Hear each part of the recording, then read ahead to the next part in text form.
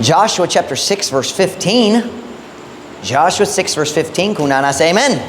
Tanamaning dog paliw para sa pagbasa pulong sa Diyos. And seryoso, basin mas dagan akong Bisaya, akong English karon. My mind is very tired. And so mag-nosebleed ko sa Bisaya. I will try to do Visayan pero di ko mosaad. So we'll see.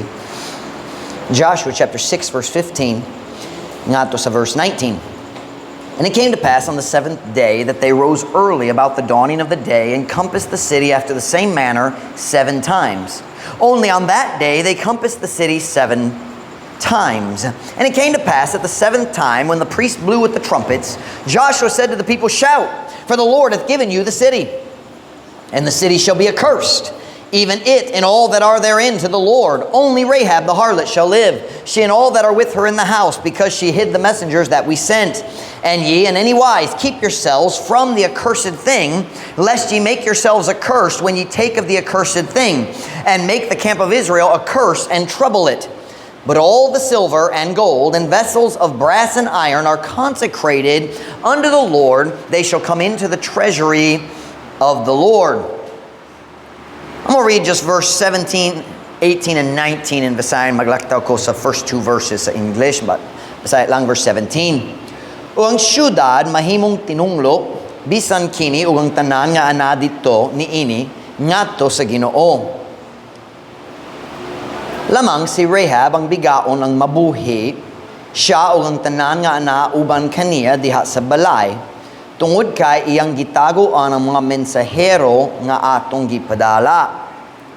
Og kamo sa bisan unsa nga paagi magbantay sa inyong mga kaugalingon gikan sa tinunglo nga butang, aron dili kamo maghimo sa inyong mga kaugalingon nga tinunglo, sa diha nga kamo magkuha sa tinunglo nga butang ug maghimo sa kampo sa Israel nga usa ka tunglo ug magsamok magsamok niini. Apan ang tanang plata ug bulawan ug mga galamiton nga tumbaga ug puthaw mga pinasahi ngadto sa Ginoo. Sila mosulod ngadto sa panudlanan sa Ginoo." Title of my message comes from verse 17. It's not an exact quote, but the title of the message is "Accursed to the Lord." Not by the Lord, to the Lord. Tinunglo ngadto sa Ginoo. What does that mean? Magampo na ta, dayon ko mo makalingkod para sa mensahe karon. Heavenly Father, would you please bless the message today? Lord God, would you give me a clear mind? Would you help my blood sugar to stay level? Lord, would you help me? You know I'm tired and I'm weak. God, would you help me to be very, very clear in the preaching and teaching of your word this morning? Would you fill me with your spirit? Would you empower me? Would you help me, God, to help our people? We need you, Lord. Fill me with your spirit and work in our hearts this morning. We pray in Jesus' name. Amen. Pwede ko mo maglingkod. Kylie, ready ba ang bata mo kanta sa inyong kantahon? Ma'am Ruth, remind me to talk to JD about scheduling the children's choir to sing next week. Kung ready na gyud sila, next week man good. Sa atong text verses karon, makita na to ang bahin sa story ni Joshua ug ang gubat diha sa syudad sa Jericho. Murag, most of us kabalo na gayud sa story ni Joshua ug ang syudad sa Jericho, uban sa pinakasikat nga story sa gubat diha sa Biblia. Ang syudad sa Jericho, uska hilabihan kadako nga syudad nga gipalibutan sa mga parel nga baga kaayo ug taas man gayud. Just so you understand how big the walls of Jericho were, ang kabaga ni ini nga mga parel, paigo man nga ang mga tao sa syudad nakatukod gayud sa tibok mga balay diha sa ibabaw sa parel. That's a really thick wall. Dili ka na ang sama sa ato at dali kanina. No, these walls were as thick as this church building. Baga yun. Walay makina or armas niyanang panahona nga makatumpag sa mga parel sa Jericho. There was no weapon that Joshua had that could destroy the walls. What yun? Pero murag kabalo ka sa story. Ang Diyos mihatag ni Joshua sa uska plano sa atake nga way klaro para sa atong hunahuna. I can imagine the conversation between God and Joshua. Ang Diyos nagiyon, Joshua, dili ka mosulay nga motumpag sa paril, dili ka mosulay nga mosaka sa paril, dili ka mosulay nga mukalo ilalom sa paril. unsa among buhatong Ginoo, maglakaw ra kamo palibot sa tibok syudad. Dayon mo uli na ka. Why, klaro. So Ginoo, unsa among buhatong sunod? Sunod. Sa sunod adlaw, bubangon ka sayo, mugawas sa kampo, o mupalibo sa tibok syudad pag-usab. Dayon kami mo taki date gyud, mabalik lang uli lang. Can you imagine this conversation? Dayon unsay sunod? Sa sunod adlaw og sunod. Unong kadlaw, magbangon ka, magpalibo sa syudad og muuli. Sige. Unsay sunod? Sa ikapito. Oy, now magatake nami, di ba Ginoo? Dili. Sa ikapito, mupalibo ka sa syudad, pero dili makausa. Kapito manggod. Kapoy kayo. Kanang ka mo palibo sa tibok tapitan, ikapito. Init manggod niya ng panahon na mura. So magpalibo mi sa tibok syudad pag-usab. Ayaw kalimti. Ikapito. Dayon ako, Joshua. Ako motumpag sa mga paril para nimo. Kung kablo ka sa story, kablo ka, tinood gayud ka na. Sila nagtuman, si Joshua nagsunod sa plano sa Diyos, bisan way klaro para niya, o ang Diyos nagtumpag sa niya na nga mga paril nga dako gayud. Walay tao makahimo niya na. Nakadaog sila sa ilang unang gubat dito sa Canaan, tungod si Joshua nagsunod sa plano sa Diyos. Sa atong text verses karon, si Joshua nagpasabot sa tao, or mihatag kanila sa pahimangno sa instructions kabahin sa gubat dito sa Jericho. Og iyang gisulti kabahin sa Jericho. Here's the statement he makes. And the city shall be accursed. Ug ang syudad mahimong tinunglo. What does that mean? Ay syudad nga mahimong tinunglo. Tanawang verse 18. Get your Bibles. Look at verse 18. We're going to go back to 17 in a minute. Mubalik ta sa 17. Pero karon 18 lang ta. Joshua 6:18. Kung nasa amen. And so si Joshua nag-istorik sa mga sundalo nga magataki sa Jericho kung matumpag na ang mga paril. And ye in any wise keep yourselves from the accursed thing, lest ye make yourselves accursed when ye take of the accursed thing and make the camp of Israel a curse and trouble it.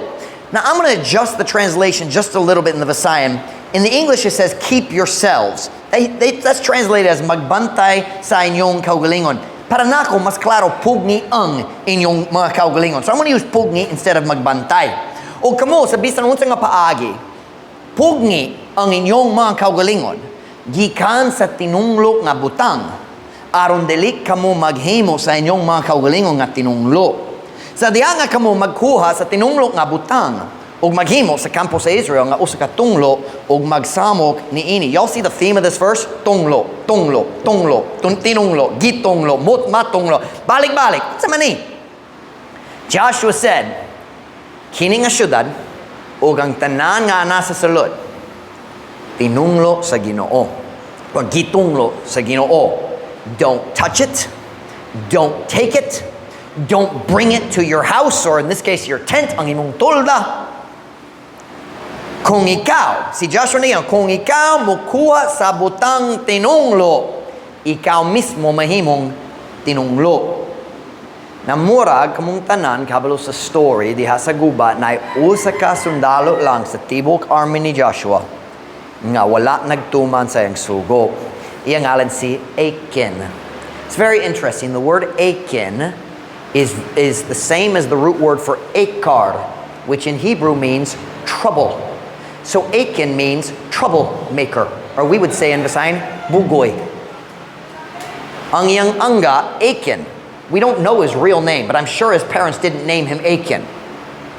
Kinsa nagtawag yung anak gikan sa pagkatao nga bugoy. I think Sarah should have done that with what's her name? Zamira. We should have called her Bugay. And kinsa maghimo niya na? Wala. So murag angga. He already had a reputation. Na siya'y dungog. Wala siya nagtuman sa sugo. But Achan means troublemaker. Bugoy. And Achan didn't obey the command. Wala siya nagtuman sa sugo. Iyang gikuha sa gamay nga bulawan, gamay nga plata, o uskan nindo nga pamisti. O nagdala niya ng ato sa iyang tent, o nagtago sa iyang gikawa. Dayon, tungod sa iyang sala, sila, si Joshua o iyang army, sila napildi diha sa ilang sunod nga gubat. Batok sa uska gamay nga lungsod nga gitawag AI. Dako gyud Jericho, dako ang kadaugan. Gamay kayong AI. Gamay kayo. Og napildi gyud sila 36 men gipatay diha sa gubat batok sa AI. Kay nga naman, ang sala ni Achan nagdala og tunglo sa Dios sa tibuok nasod. But today I want to ask the simple question, why was this city accursed? And more importantly, I want to answer this question, what does that mean? Kung Diyos nagingon, kini nga syudad mahimong tinunglo, unsay pasabot niya na? Nga naman kini nga syudad gitunglo, ug unsa man ang pasabot? Sa diya, bata pa ko, nakadoon ko niini nga story, dali maihap ang mga panahon, ako nakadoon niini nga story. Ug ako nakasabot nga ang syudad kiniiya sa Ginoo, sila magsunog sa tibok syudad, ang tao dili makakuha bisan unsa dayon si Achan nagkuha. But there's one detail I didn't understand. There's one detail in the story what nasabtan nako. Nahibalo ko nga sila mipatay sa tanan, miugdaw sa tibok syudad. Pero there's one very important little detail I didn't understand. What did it mean when they said the city is cursed? Here's what it means. It means this city belongs to God. Don't touch it. The word accursed doesn't mean it's bad or it's wicked, dautani. It means if you touch it, it will become a curse because you took what was God's.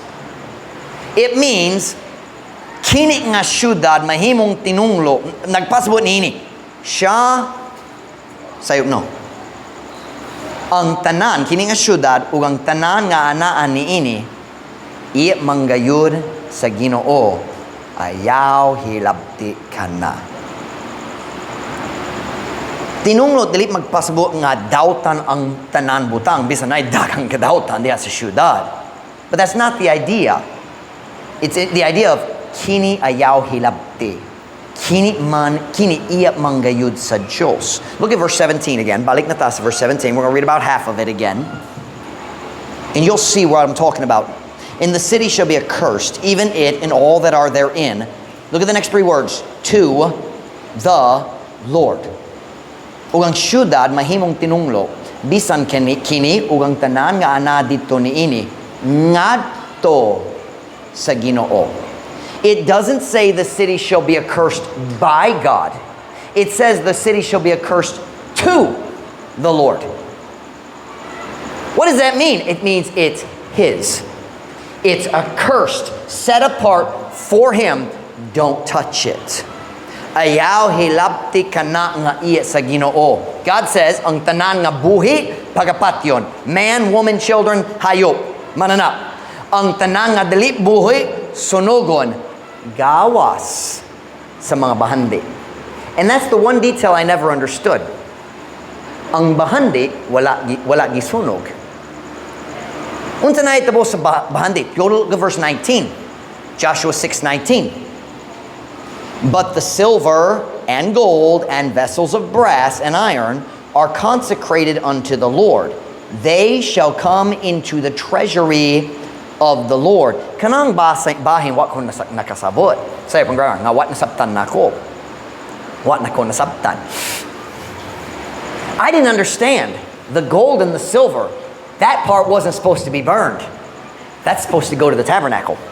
Kana padulong sa balay sa Diyos. Look at let me see here. Look down at verse 24. And they burnt the city with fire and all that was therein, only the silver and the gold and the vessels of brass and of iron they put into the treasury of the house of the Lord. O ilang gisunog ang syudad, pinagi og kalayo, o ang tanan nga dito niini, Lamang ang plata ug ang bulawan ug ang mga galamiton nga tumbaga ug puthaw ilang gisulod sa panudlanan sa balay sa Ginoo. Pastor Mike, abi nako, kitunglo ang syudad. Yes. Kitunglo kung ikaw mohikap niana. Pero kung nasulod sa balay sa Dios, why problema? Dili tinunglo ang balay sa Dios.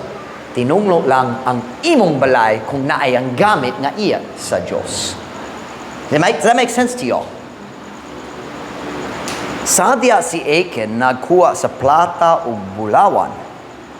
Nagkawa siya sa butang nga iya sa balay sa Dios. O kana nahimong tunglo ngadto kaniya. Sadya siya nagdala niya na sulod sa iyang balay. Siyempre, tulda lang gapuyo sila sa mga tents, pero iyang panimalay. Kana nga bahandi nahimo ng usa ka tunglo ngadto kaniya when he brought it into his house. Am I making sense? Na mga tao nagkuha sa bulawan, nagdala sa templo, sa tabernacle sa Diyos, sila wala gitunglo. Because somebody had to bring it. So it's not saying, oh, that's evil, that's bad. It's like bad luck. That's not what it means. It means it belongs to God. Don't touch it. Ayaw hilabti kana. Look at Joshua 7, verse 11. This sermon today came from Joshua 7:11. At least the original idea. Joshua 7, verse 11. Diris, ang Diyos nagistorya nga to ni Joshua, human sa ilang kapildihon, sa word, kapildihon, diya sa guba sa AI. Ug si Joshua naghilak ug naghapa diya sa yuta. Ginoo nga naman, kini na itabo. God said, stand up, naisalat diya sa inyong kampo. Look at verse 11. Israel hath sinned, and they have also transgressed my covenant, which I commanded them. For they have even taken of the accursed thing, and have also stolen, and dissembled also, and they have put it even among their own stuff. Ang Israel nakasala, ug sila usab milapa sa akong pakigsabot nga akong gisugo kanila. Kay sila mikuha bisan pa sa tinunglo nga butang ug nangawa usab ug nagminaot usab. Nagminaot. What's man? Is that like being dishonest? Nagminaot? Doesn't that mean being dishonest? The English is dissembled. Yeah. Dissembled is being hypocritical. Pagpakaron ingnon. I don't know magminaot. Nagminaot. Ug sila mibutang ni ini bisan diha sa ilang kawalingon nga mga butang. Si Achan nangawa niyana nga iya sa balay sa Dios ug mibutang niyana sulod sa iyang kaugalingon balay. Ug unsang resulta tanawang verse 12. Therefore the children of Israel could not stand before their enemies, but turned their backs before their enemies, because they were accursed. Neither will I be with you any more, except ye destroy the accursed from among you. Busang mga anak sa Israel, dali makabarog atubangan sa ilang mga kaaway. Apan mitalikod atubangan sa ilang mga kaaway, tungod kay sila mga gitunglo. Kung gitunglo ka sa Diyos, wa kay dag-anan sa tibok kalibutan. Wa kay tsansa. Tungod kay sila mga kitunglo, ni ako magauban pa kaninyo, gawas kon kamo molaglag sa tinunglo gikan diha kaninyo. Ang decision ni Achan sa pagkuha niya nga iya sa Diyos, kana nga decision nagdala sa tunglo, dili sa iyang kaugalingon ra, pero sa tibok nasod sa Israel. But today, dili ko mag-focus sa nasod, mag-focus ko karon sa iyang kaugalingong balay, sa iyang kaugalingong pamilya. Balik na ta sa Joshua chapter 6 verse 18. Joshua chapter 6 verse 18. And ye in any wise keep yourselves from the accursed thing, lest ye make yourselves accursed when ye take of the accursed thing and make the camp of Israel curse and trouble it. O kamo sa bisan unsa nga paagi pugni ang inyong mga kaugalingon gikan sa tinunglo nga butang, aron dili kamo maghimo sa inyong mga kaugalingon nga tinunglo. Sa diha nga kamo magkuha sa tinunglo nga butang, ug maghimo sa kampo sa Israel nga usa ka tunglo ug magsamok niini. Achan made himself and his family accursed by taking that which belonged to God. Si Achan naghimo sa iyang kaugalingon ug iyang tibok pamilya nga tinunglo pinaagi sa pagkuha niana nga iya gayud sa Dios. O kinang mensahe karong buntag. O kadaghang sa Kristohano nga maghimo sa priyo niana hangtod karon. Si Pastor Mike, what? Kano sa kita nga Kristohano magkuha niya nga iya sa Ginoo? The Bible is very clear. We actually talked about this briefly in Sunday school. I did not plan that, by the way, just the way it worked out. The Bible is very clear. The tithe is the Lord's. Let me write it in Visayan. Ugang tibuok ikanapulo. Let me find it here. Iya sa Ginoo. I'm skipping a little bit of the verse. I'm going to look at it in a minute. But first, let me explain that word tithe. Naghiskot ta sa Sunday school, and I think we were all here in Sunday school. Somebody tell me, what is a tithe? Unsay percent? Unsay percent?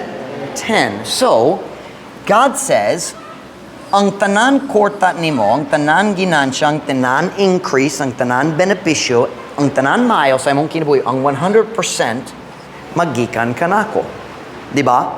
Every good gift and every perfect gift is from above. So, pila ang atong ginansya, pila ang atong kaayuhan sa kinabuhi magikan sa Diyos. Tanan. Diba?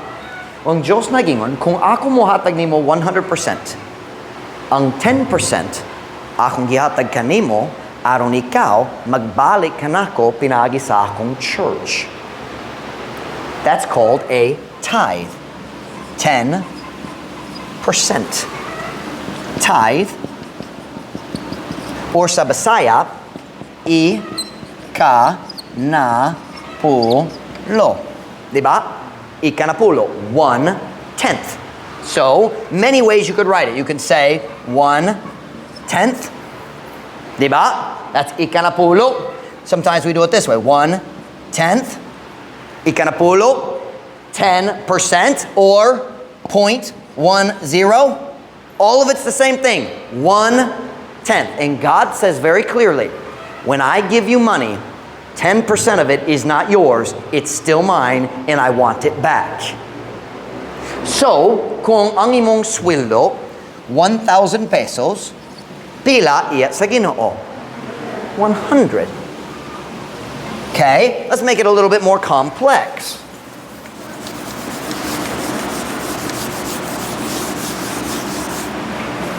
Let's say, ang imong sweldo sa 3,747.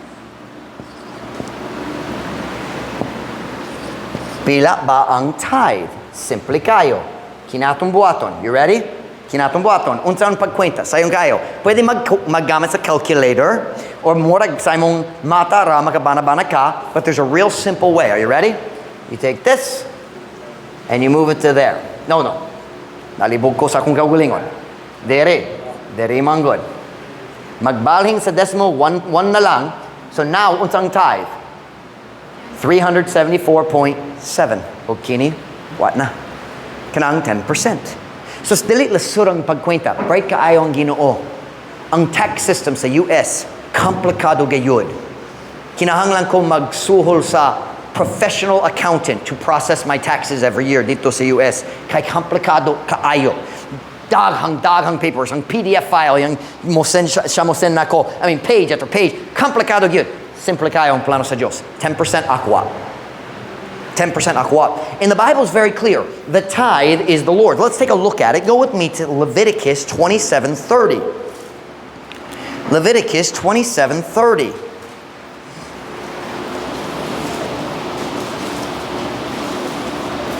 Leviticus 27 verse 30.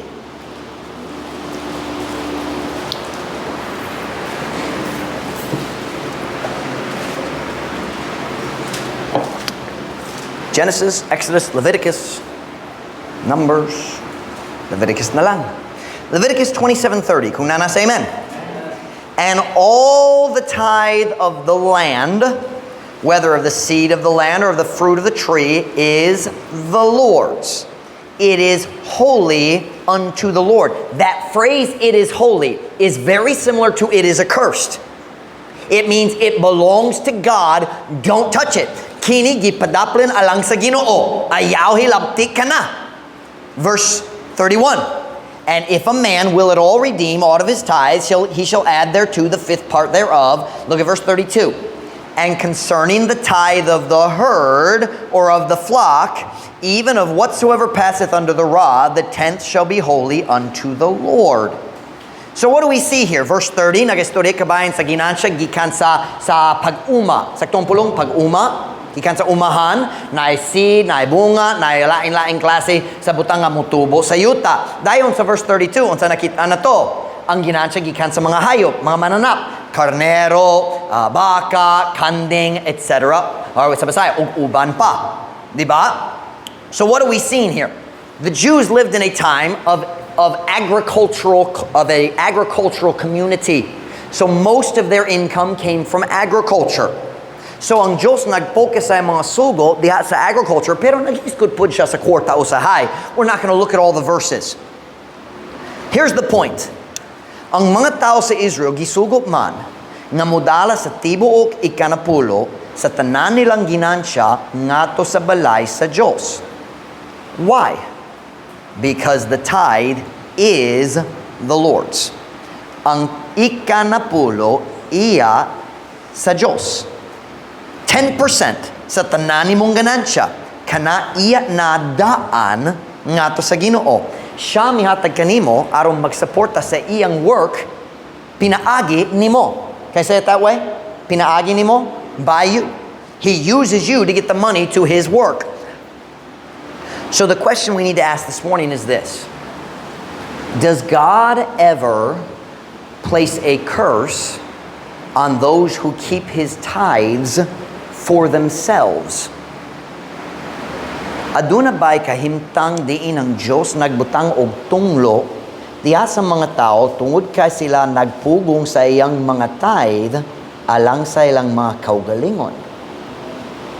That's the question. Because we see in the story from Achan, the city's accursed. Don't touch it. It belongs to God. And then we see here the tithe belongs to God. So here's the question. Does God place a curse on the tithe? Go with me to Malachi chapter number 3.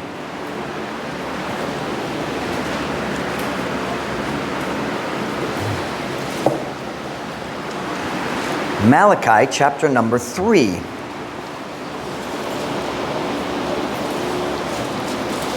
Malachi chapter number 3. It's the last book of the Old Testament. Kunana, say amen. Can I just take a time out right here and say something? For a very long time, I have not counted offerings, so I don't know what anyone gives. That is a big blessing. Brother Nestor and Brother JD handle the offering, and I don't ask them, because I don't want to know. So dali gayud ko magwali kabayan sa financial, naghunahuna kabayan sa tao, wa ko kabalo. Just saying. That's worth noting. Malachi chapter 3 verse 8. Kunana, say amen.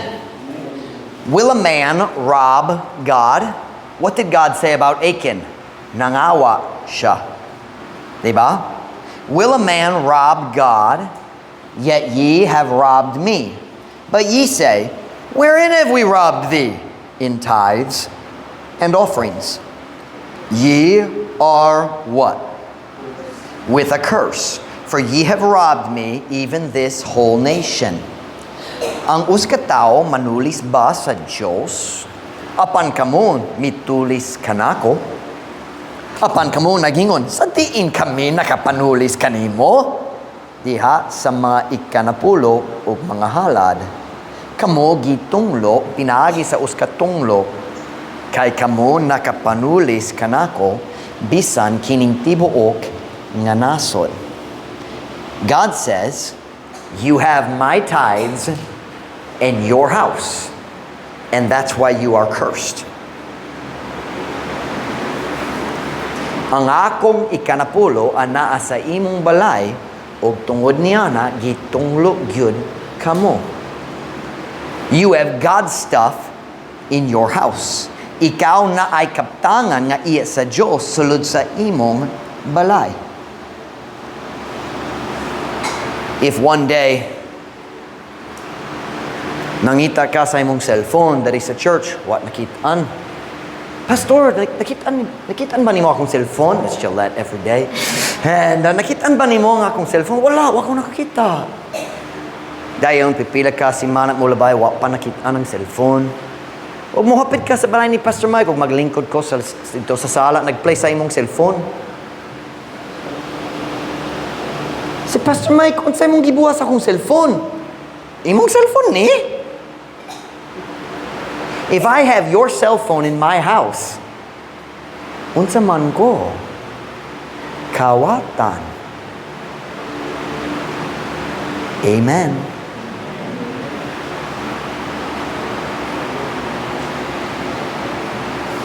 When you have God's stuff in your house, nagadala ka og usa ka tunglo nganha sa imong tibuok panimalay.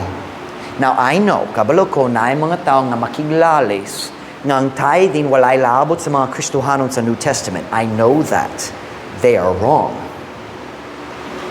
I'd like to ask some questions. I'm not going to go through all my notes because I don't have time. But my first question I want to ask is this. For the people who say tithing is only Old Testament, because it is true, it's hard to find tithing in the New Testament. So apply ba kanato? That's the question. I say yes. Here's my first question. Number 1, can you show me a verse in the New Testament where God canceled the command to tithe? Makapakita ko nimo sa lugar sa New Testament nga ang Diyos nag-cancel sa law of the Sabbath. Dili na ta kinahanglan magpahulay sa Sabado. I can show you where God removed the dietary laws in Acts chapter 10 and in Colossians and other places. I can show you where God removed the requirement to offer animal sacrifices. Where's the verse where God canceled the tithe, where he says, ang tithe dili na akwa, imoha na? When did he say that? He didn't. Question number 2. If tithing is no longer required for Christians in the church today, what is God's plan to take care of His church? Ang Biblia na si Kristo mag-atiman sa panginahanglan sa church. Unsaon niya pag-atiman sa panginahanglan sa iyang church kung dili pinaagi sa mga membro? Di ba? Mahal kayo ang Great Commission. Mahal kayo ang buluhaton sa Ginoo. In the Old Testament, God's people brought their tithes into the house of God. And the Bible says that there may be meat in mine house. Do you know what the house of God is in the New Testament? It is the church. Paminaw sa verse. Ako rin mo basa. 1 Timothy 3:15. But if I tarry long, that thou mayest know how thou oughtest to behave thyself in the house of God, which is the church of the living God. Sa New Testament, ang templo sa Ginoo mao ang lawas sa magtutuo, pero ang balay sa Ginoo mao ang iglesia. That's what it says. Do you think that's an accident? I don't. I have another question. If tithing is no longer required, how can we know how much God expects us to give? Kaya ang paghata gitudlo balik-balik sa tibok New Testament. Huno na ba ka nga ang Diyos magtuo kita mag-decision lang para sa atong gagulingon? Just whatever you feels right. Bisan nun sa imong gusto, kana na lang igo para nako. I don't think so. That sounds like the book of Judges, where every man did that which was right in his own eyes. Kana dili mahiuyon sa kinaiya sa atong Diyos. Magsulti, hatag lang, pero ang amount depende nimo. I don't see that in the Bible. Question number 4. Does God bless those who give their tithes?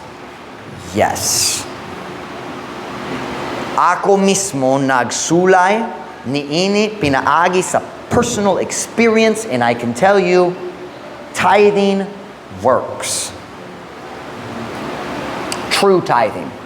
The problem is many people don't truly tithe dayon sila mo baso sa Diyos para sa ilang problema.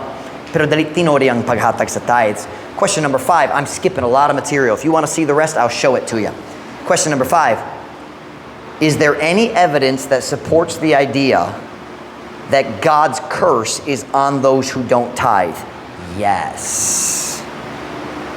Yes. Wa gyud ko nakakita sa Kristohanon nga nagkinabuhi diha sa tinuod kinabuhi nga tinuod nga giparalangin gayud sa Ginoo.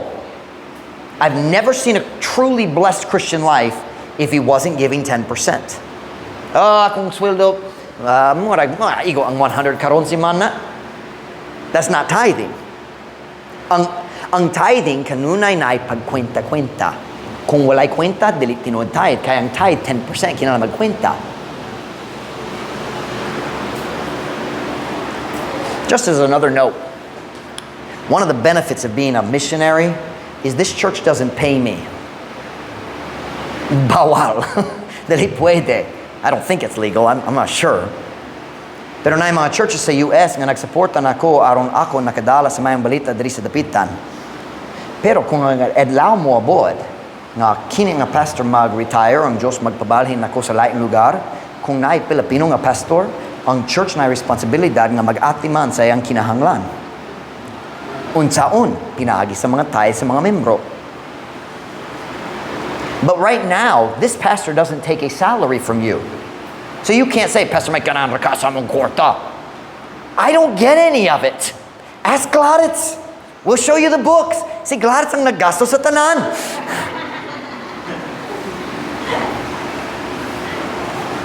Ako na doon. Gillette, mag-Jollibee ta. Gladys. Mindo ang offering karon. Dali Jollibee, sabuna ta.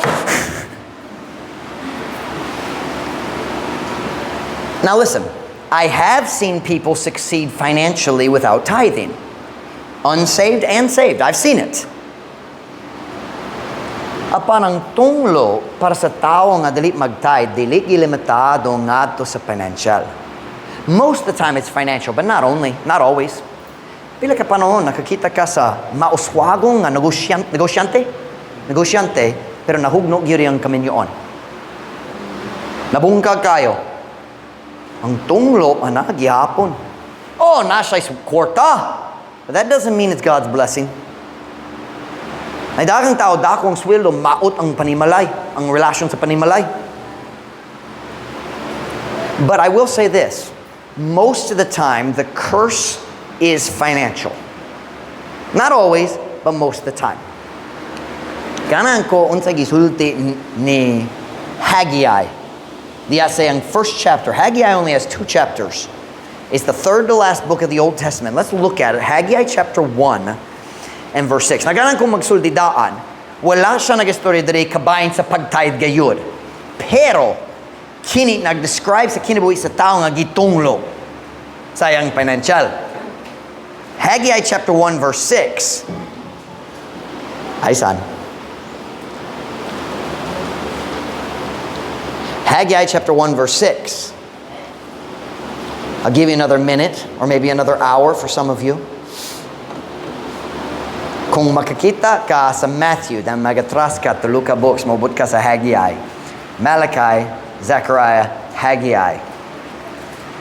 Haggai chapter 1 verse 6. Haggai chapter 1 verse 6. Kung nasa amen. Ye have sown much and bring in little. Ye eat, but ye have not enough. Ye drink, but ye are not filled with drink. Ye clothe you, but there is none warm. And he that earneth wages to put it into a bag with holes. Thus saith the Lord of hosts, consider your ways. Kamo mipugas og daghan, og nagadala og jutay. Kamo nagkaon, apan kamo wala na tagbaw. Kamo nag-inom, apan kamo wala na puno sa mainom. Kamo nagbisti kaninyo, apan walay kainit. Og siya nga nagadawa sa suho aron sa pagbutang ni ini ngadto sa bag, nindo ang pulong bag. Sa English bag, sa Bisaya bag. Sa bag nga may mga buslot. Sa ingon nagasulti ang Ginoo sa mga panon. Hinuktuki ang inyong mga dalan. Kana ba nasinatian nimo? Nagbutang ka sa imong sweldo sulod sa bag nga may mga buslot. Bayaran ka sa Biyernes ug sa sunod Martes nangutana na ka, asami ato akong sweldo. Di ba? Ang imong bag na buslot. Unsay gisulti sa Dios kabayan ni Achan. Israel hath sinned. They have also transgressed my covenant, which I commanded them, for they have even taken of the accursed thing, and have also stolen and dissembled also, and they have put it even among their own stuff. Ug sila mibutang ni ini bisan diha sa ilang kaugalingong nga mga butang. Pangutana, mahimo ba nga imong gidala ang tinunglo nga mga butang sulod sa imong balay? By the way, kini dili para sa mga dagko lang. Mga batanon pod. Mag-work ka gamay, na gamay nga sweldo. Ang 10% iya sa Ginoo. In closing, I want to give a very simple illustration. It's a silly illustration, pero klaro gyud para nini nga kamatuoran karon. Kung panaglitan na ay tulisan, nga hanas kaayos pagtulis sa mga bangko, ug pinaagi sa iyang kahanas, makapalit siya sa usa ka dakong balay, ug sulod niya nga balay na daghang nindo nga butang, ang pinakadako nga widescreen TVs, ang comfortably kayo na aircon, ug ang tanan, nindot kayo ang tanan, nindo ang decorations, everything nice. Na siya nindo nga phone, na siya nindo nga sakyanan, nindo nga motor, tungod tulisan siya. Pero siyempre, pohon-pohon, dakpan siya. Kana nga dakong balay nga napuno sa nindo nga I can't talk, nga napuno sa nindo nga kaptangan. Kung dakpan na siya, kana ba iya gihapon kaniya? Or di na? Di na. Kay gipali sa kwarta nga dili iya ha. Saptan ninyo? Naidaghang Kristohano nga maghuno-huna. Di kaya na akong paghatag sa akong tais karon. Kaya napakuig daghang bayro nun, o daghang palito nun. Ako na kinahanglan sa sapatos, ako kinahanglan sa bagong sininas, daghang palito nun pa. Musugod gayud ko og tithing sunod bulan lang. Dayon, karon bulan mukuha sila sa kwarta nga iya manggod sa Ginoo ug mogamat niya na sa pagpali sa lain-lain butang nga ilang gikinahanglan. Dayon sa sunod bulan musugod sila og tithing. Pero walay panalangin moabot. Kay nga naman, tungod kay ang ilang balay napuno gihapon sa kaptangan nga gitunglo, kay kini gipali gamit ang kwarta nga iya sa Dios. Dili ba kana ang huno-huno sa mga tao? Next month na. Pero ang mga butang nga palito nimo karon bulan gamit ang kwarta sa Dios, gitunglo sama niya nga kwarta. Mukaon ka sa bugas nga gitunglo.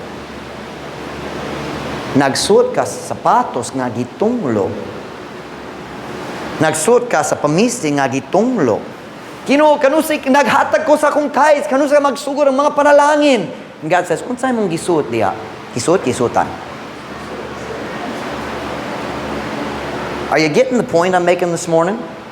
Kanga nga tulisan, kung mapriso siya 10 years, kung mugawa siya, na siya'y katungod mo, mubalik ko sa akong balay, gamito na akong mga gamit, na siya'y katungod, pwede siya magkaso sa pulisya nga nagkuha sa mga butang iyang gikawat. O wala ko nagkawat, niya na nagpaligikan sa store. Oh, pero naggamit sa kwarta nga dili imo ha. But we have this wicked idea. I can wait to start tithing hangtod ligon na akong financial. But everything you buy with God's money is stolen goods. Nga naman naglisod gyapon mi. Well, maybe because you still have a curse on your house. Maybe it's because you spend all your money all the time, but maybe that's because God lets you be that way. Na yung mga tao nga kanunay mo gasto sa tanan. Di gyud sila mo katon sa pagpugong, sa paggasto. Part of that is the curse. God's not helping them learn good character. In Sunday school, we talked about character of controlling your spending. Part of the curse is God says, I'm not going to help you with your own finances.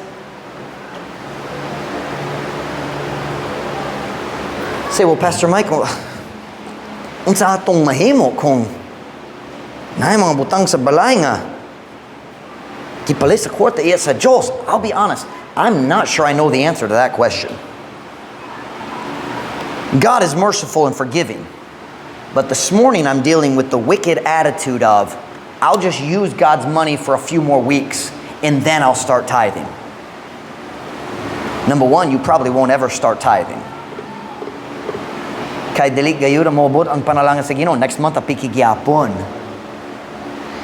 But more importantly, how wicked is it for me to say, God, I'm going to steal your money for 3 more weeks and then I'll start giving you your money. Pero kanang huno-huno sa tao, makastart ko sa tithing sunod tuig, karon na piki pa. Nga naman, wala ka nagpanalangin ako.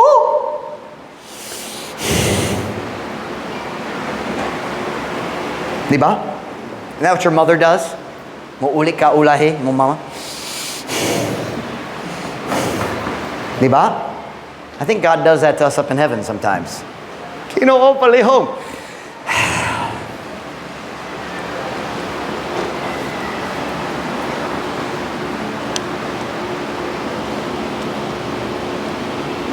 Uban ninyo karong bunta kinahanglan mangutana sa Ginoo. Ginoo, Lord, how can I make this right in my life?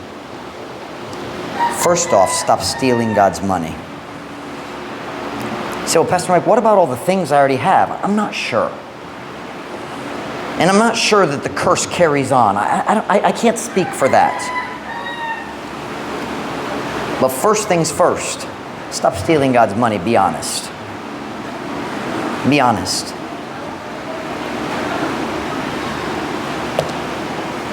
So often we think, oh, ang Diyos nakasabot. Nakasabot siya nga rebelyoso ka o kawatan. Do you understand when someone breaks into your house and steals your cell phone? Oh, I understand. It's because they're poor. Do you say that? Oh, nakasabot ko. Siya nagkawas akong motor kay wala siya yung kaugalingon motor. So nakasabot ko. Kana ba atong attitude? So why do we think God thinks that way? I want to challenge every church member. Start calculating your tithe. Don't just guess. Tanawa ang imong sweldo, pagkwenta unsa ang tinuod tithe, ug ibutang ka na sa offering aron mo salud sa balay sa Dios. I know people accuse preachers of being greedy.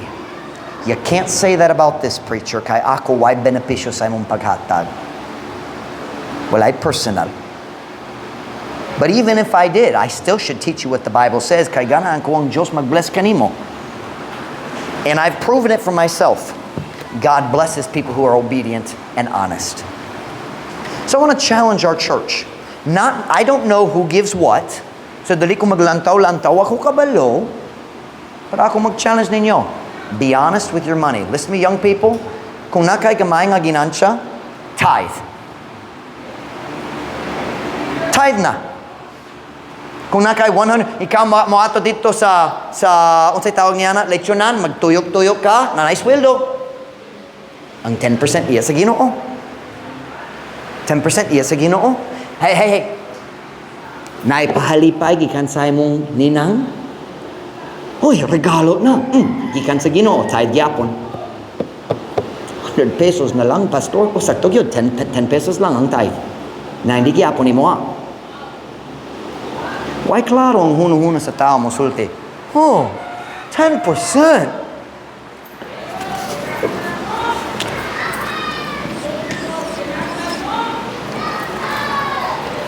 Kana iyang ihatag nimo.